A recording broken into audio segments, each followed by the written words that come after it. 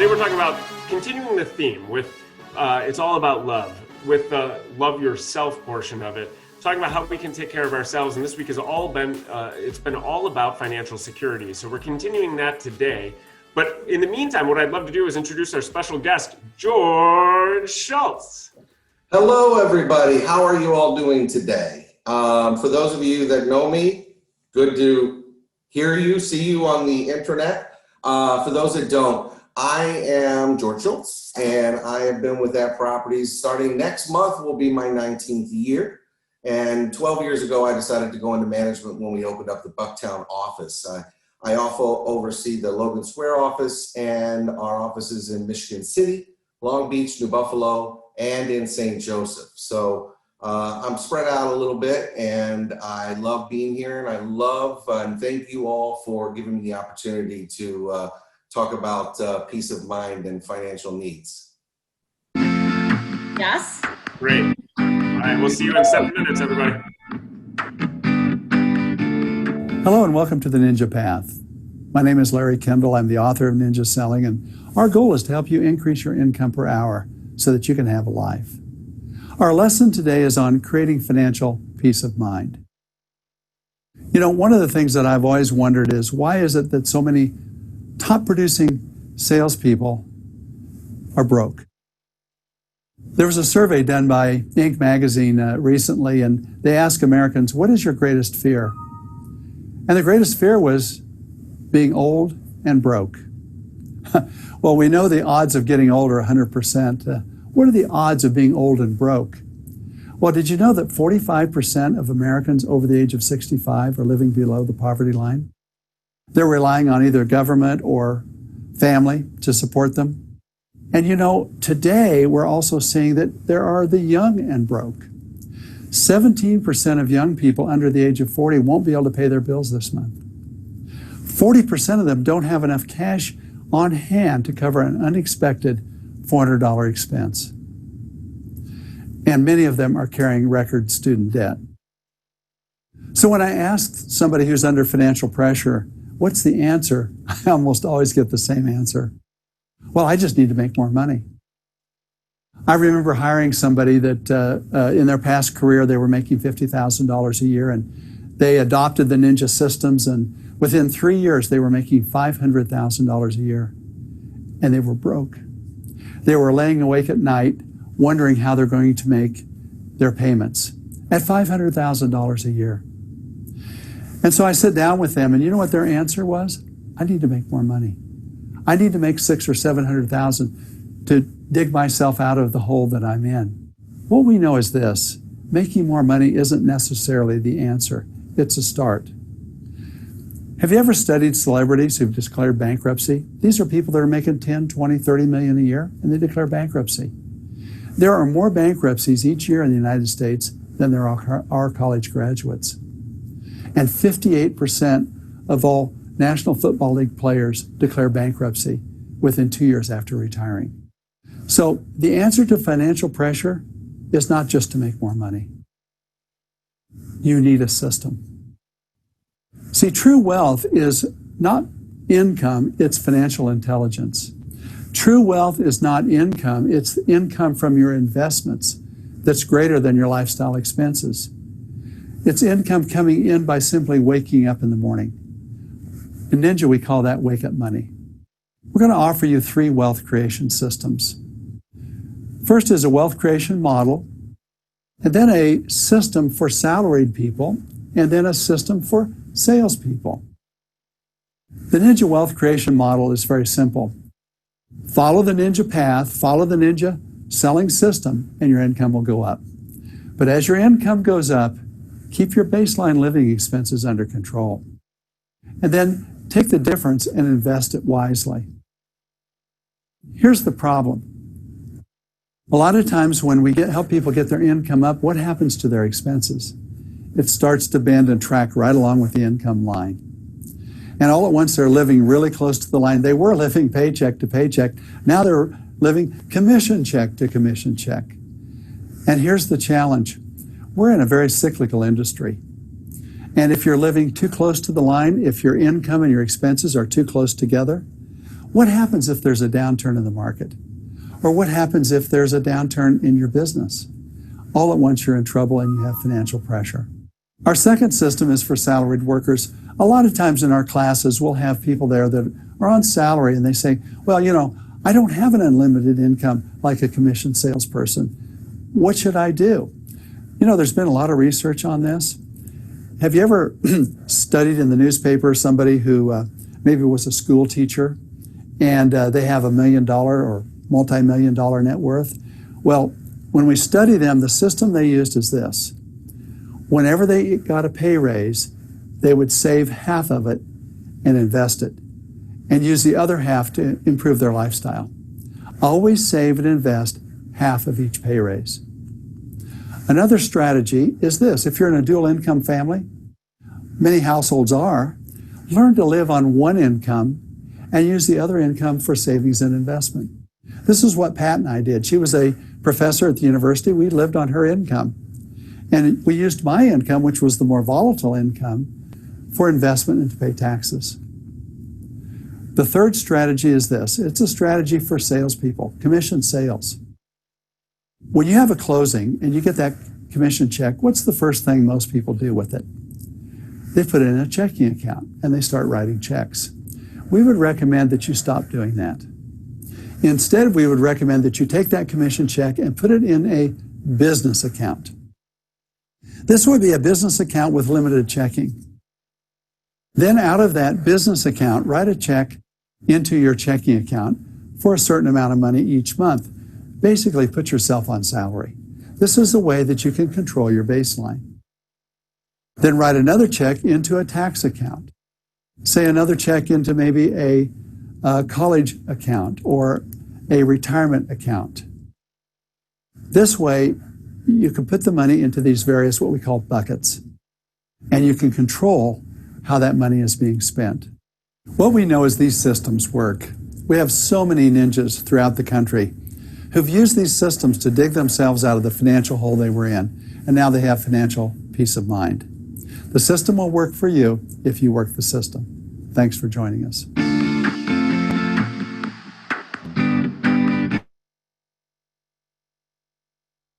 All right, so welcome back. That was a really simple video, really short, but it's got a bunch of key points in there. And so thanks to those of you that put up, there was quite a few messages that went through the chat in terms of takeaways. I think they're pretty easy to isolate and identify in the video. Carma, you want to hit up some of those that we saw? Yeah, other than the ones about George dancing. Then we've got, a lot of it is, the best one that I saw is Donna Plank so far that I've seen early on was systems are key to grow one's wealth. That's really important takeaway. Have your commission, David Jablonowski, sorry about that.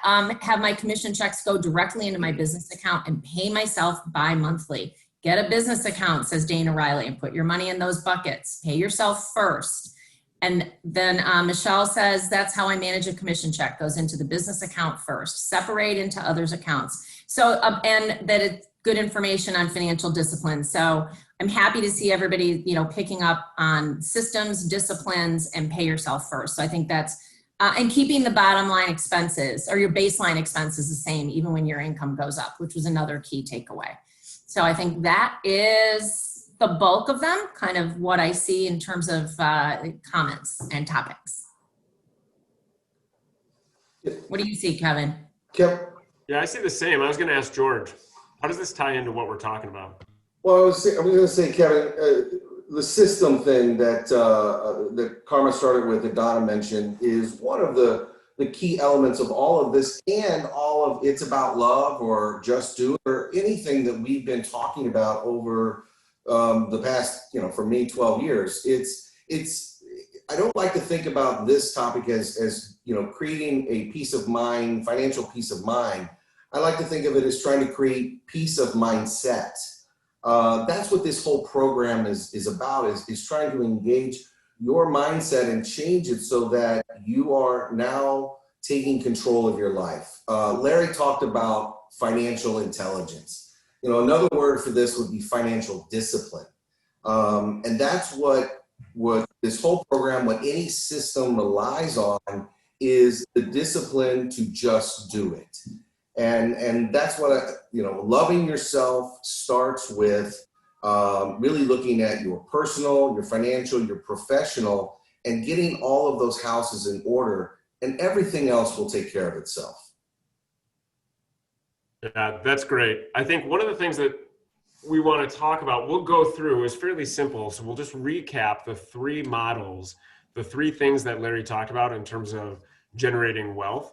And so I'm going to share the packet. I hope all of you have it, but we wanted to touch on each one of these just momentarily so they're clear. And some, obviously the salaried workers may not apply to everybody, but we're going to cover each one of these. George, do you want to kick off with the income, the Ninja Wealth Creation Model? Yeah, and I think this one is one of the more telling and more important ones of the three, because it really is, it clearly kind of shows you how you can create wealth long term. And the most important line on here is that baseline. Understanding and taking control of your expenses, finding a budget. I mean, everything that we talk about throughout this whole program is about articulating a goal, designing a plan, sticking to that plan, but then evaluating, modifying, and adding. And as that investment quotient grows, that's your opportunity to diversify, to look at different ways to create passive income. And the other thing that I would say about this model, our income is in our control. It's a mindset, right? That we can decide to do the right things to make more money. But that is subject to market. Sometimes the market changes. Sometimes, we don't make as much money as we thought. But what is within our control is the expenses. I mean, on a personal note, my wife and I met at a restaurant and worked in restaurants a long time. And as we got married or started to buy our first place and have a family, one of the things that we really kind of look at and said, hey, if everything else falls apart, could we both get jobs at restaurants and afford our bills? And that was one way to kind of look at our expenses and try to keep them under control. But it is something that is hard to do. You have to look in the mirror. You have to look at the credit card statements. I think you all mentioned that earlier on a video this week. See what you spend. In talking to Kevin and Carma yesterday, I realized, wow, I thought about, back in the pre-recession, Great Recession days, one year I think I spent $75,000 at restaurants. And you can see all of it on me right now. But that was not good. So learning to kind of take control of that and be more disciplined took time. And it's something that I think everybody can do and everybody should do. And that's really the first step. And that's why I think this model is one of the better ones that we see. Yeah, I love that. I think, and it's so easy. I think the higher your income, the easier it is to not realize where you're spending money, right? Because you become less concerned about the small purchases. And there's a book, there are a lot of books out there. George, you mentioned, I think yesterday when we were talking, Robert Kiyosaki often talks about things called doodads, where we spend money on things that don't help us get towards our goal. They don't improve our life. They don't, they're things that we want for whatever reason. And we see so many people just as Larry was talking about, right? As their income grows, all of a sudden they now have a $150,000 car. And now they have a $1.8 million property.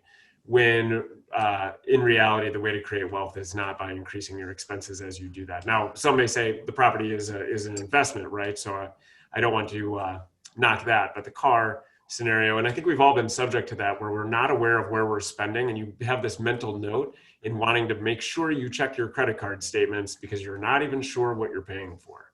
So let's talk about salaried workers. This is quick. Salaried workers, for anyone that's watching, maybe staff, I know a lot of people that did this in my previous career where they saved all of their bonuses. They didn't spend any of their bonuses. They put it elsewhere. This was one of the first times I'd heard this, where saving or investing half of each pay raise.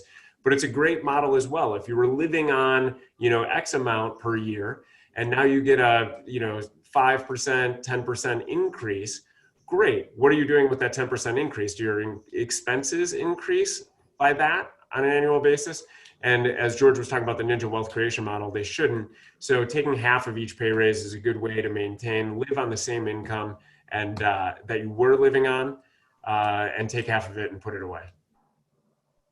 Okay, so I'm going to pick up on something you said, Kevin, and talk about putting yourself on a salary as a salesperson, which is what real estate agents are, right? So this is, I think, to me, I love this model because I think it's super important to pay yourself first.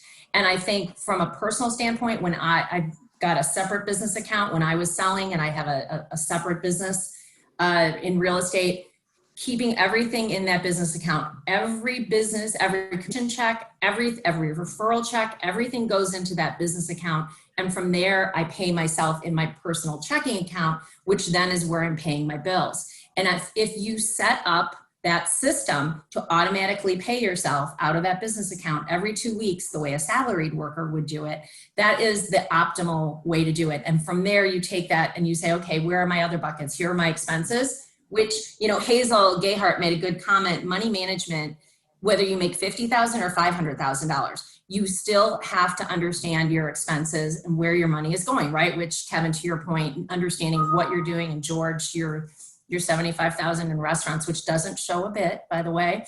But Hazel made the comment that, no matter how much you make, you need to understand what you spend versus what you make, and keeping your expenses more constant or only going up a little bit is the best way to do it, especially in a cyclical business like ours. So taking everything, putting in that business account makes everything easier. Then you feed yourself twice a month, you pay yourself your salary, the rest you allocate, and always put something in retirement, always utilize any kind of tax deferred or tax-free retirement. And that's where Mark Jacobson can be really helpful. Let's not forget about what he brings to the table. I've known him for a while.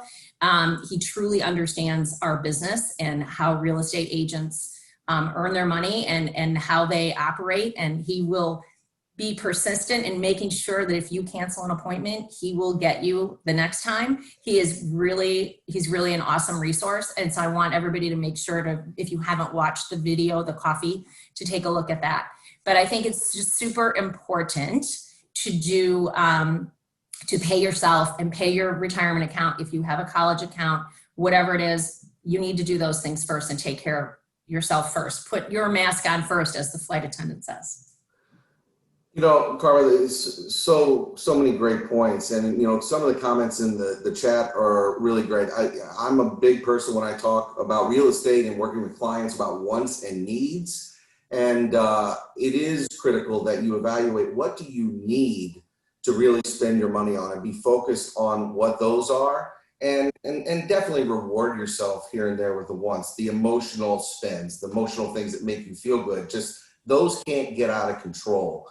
And another question was more about the investment model. I mean, I'm not an investment expert. I got a lot of friends that are, but one of the things I mentioned earlier, I mean, the actions that you can take that are very small, that really add up over time. I did a small little exercise where I was like, okay, if you're 20 years old and for 10 years you put $100 a month, and then when you turn 30, you up that to $500 a month. When you turn 40, you up that to $1,000 a month. And when you turn 50 to 60, maybe up to $5,000 a month. By the time you're 60 years old, you're going to have somewhere between $1.3, $1.5 million, depending on performance of investments. Now think about that, $100. Many of you are young, some of us are older, so we have to adjust that, and that's where you seek a professional. But over 40 years, that's an average of $1,600 a month. And we have tons of successful agents that is a very small portion of what they invest on a monthly basis. But anybody can really do that once you start to get your career going, even on a small basis. But you have to start somewhere, and that's about articulating your goal, figuring out where you want to be in 30 years. I mean, that's really hard to do, right? Like we really work with people looking at 1 and 5 years out, but really saying, all right, let me take a weekend, let me take a kind of a retreat, a sabbatical for a day, and say, where do I want to be? How do I want to live? And where am I willing to have my lifestyle change later on? So you have to start somewhere, and then create a plan. And Carmen, you nailed it. Mark is awesome. I've been working with him for years. and create a team. You know, we talk about in real estate, creating a team where you have attorneys, where you have inspectors, all that team of people. Well, you need to create your financial team, because anytime we look at ourselves, sometimes we can't be honest with ourselves. So we need someone else to help guide us, just as you guide your clients to the best purchase and the best choice for them. We need professionals. So find a great accountant, find a great financial advisor, make sure that they are working together so that you can have the best results. And then once you have that plan, you have to stick to it, right? We have to be disciplined in what we do. And that's what I love about the self-employed model, where you're taking and putting in buckets on a weekly basis. So that can allow you to know how much money you actually have to spend on you. And then it comes to the future. So getting a budget, having an expert, getting a team, that is going to be your path to success, to financial freedom, to that peaceful mindset. Well, and one thing that I just want to add too is when we talk about, true wealth and financial intelligence, is about understanding where you are, where you want to be, and how you're going to get there. And in an industry which is so cyclical, which we don't control a lot of the things that are going to impact our industry and our business, fear is often due to feeling a lack of control. So when you have a plan, you have control over what you do. You don't, there's a saying, and I'm sure I'm going to mess it up, but it's something along the lines of, worry about the things that you can control, not about the things that you can't control. So when you put a plan in place, you give yourself control, you empower yourself to be in charge of your financial life, which is going to give you, comfort, peace of mind, which of course is the title of this Ninja. But, it really is true that if you are not stressed about how much money you have in the bank in the event that this deal doesn't fall, a deal doesn't close, okay? And now another deal doesn't close and your listing isn't selling. We've all experienced that. But if you have a plan in place that makes sure you can ride that out, you're going to feel a lot more control, and that's going to eliminate fear and give you a better quality of life. That's one of the things, Carmen, about diversification, and that's important to have a team.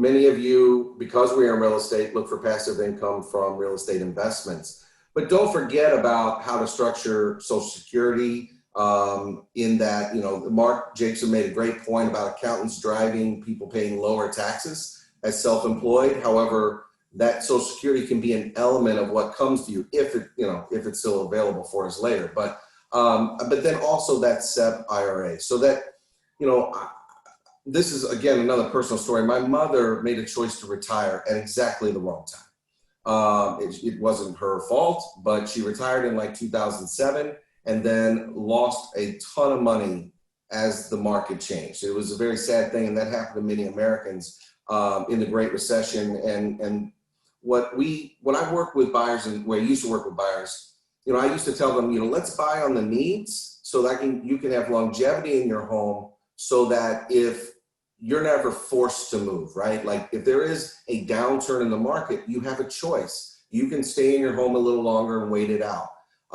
So same thing financially. You don't want to be forced into anything, so that you have full control. So working on eliminating debt, because that can be an albatross that can hold you back. It can, for some of us, debt can really affect your mindset.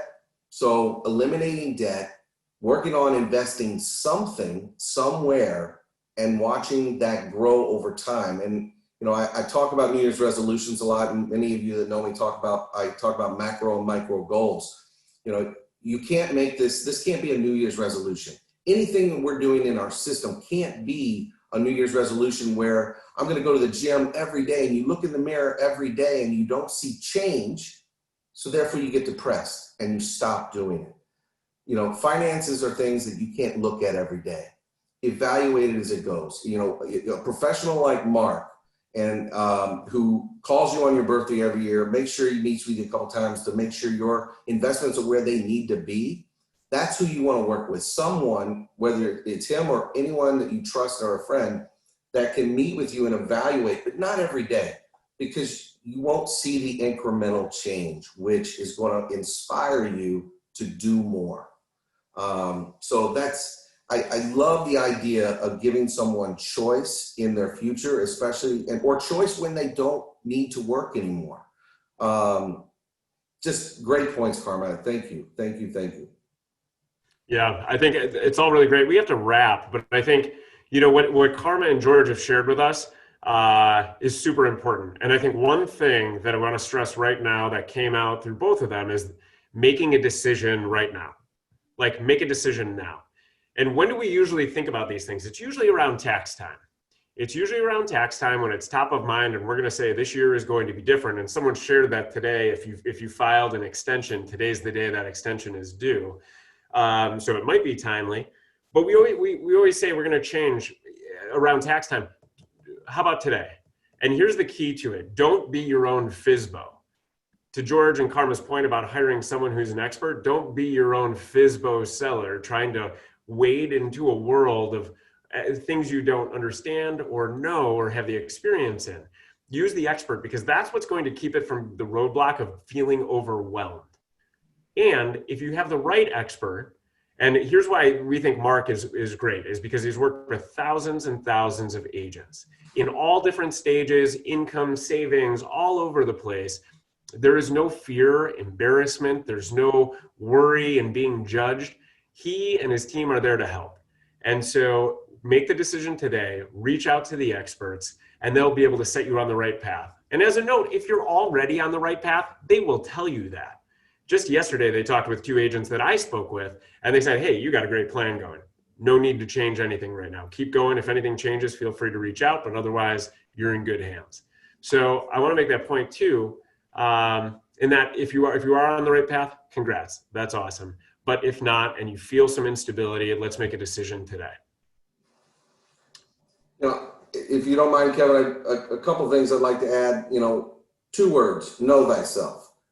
Keep figuring out who you are, what you need, and evaluating and formulating that goal. And some of the best advice that I think any of us ever get, if you've ever flown on a plane, and that's what the flight attendant says: put the mask on yourself first before you help others.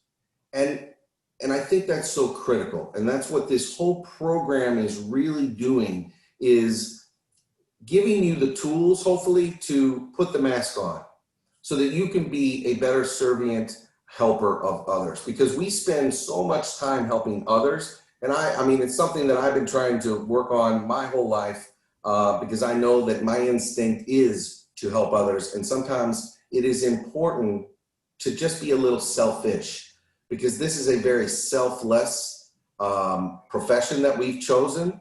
And it's very important every once in a while to be selfish. You have to look at yourself. You have to take care of your financial self later on, because our instincts, especially those of us that are parents or have family members that we take care of or help, you have to take care of yourself. It's important to take care and love your family, but at the end of the day, you don't want to be a burden on them later on. So it all starts with you finding that team and taking one step. If there's one step that I would say, if you're not investing on a monthly basis in anything, take this one step. Call Mark, call a friend of yours, start with $100 a month. 17 and a half years ago, I met a guy named Andy playing basketball back when, 3/4 of the company would meet and play basketball once a week. And I started giving him $200 a month. $200, that's all. I was like, fine, let's do it. But that has increased over the years, and it will serve me well later on. So it doesn't take that much. Do it now, and you will create that peace of mindset, both in your personal life, in your financial life, and in your professional life. And I thank you all for giving me this forum to talk to you all. Great to have you, George. Yeah, Thanks George. for all that. Thank you. And thanks, Carma. Thanks, everyone, for joining us. Hopefully you have the best Thursday ever. And just remember, make that decision. You can watch this later. There's a recording. It's going to be posted on the Agent app. You're able to find it in the featured posts. Everything from It's All About Love is there, including all the collateral, the packets, everything you need for your binders, and all of the videos from every single session. So if you want to go back and watch one, or if you missed one, feel free to do that. This one will be out later today. And we hope that all of you have a wonderful day. Thank you, everybody. Have a great day. Thanks, everyone. Take us out with some music, Kevin. Yeah. Yes. Mark needs to dance his way out. With the technical issues, you can just dance silently with the music that plays in your head. Dancing with myself. There you go. On that note, have a great Thursday, everyone. Take care. Bye-bye. Bye.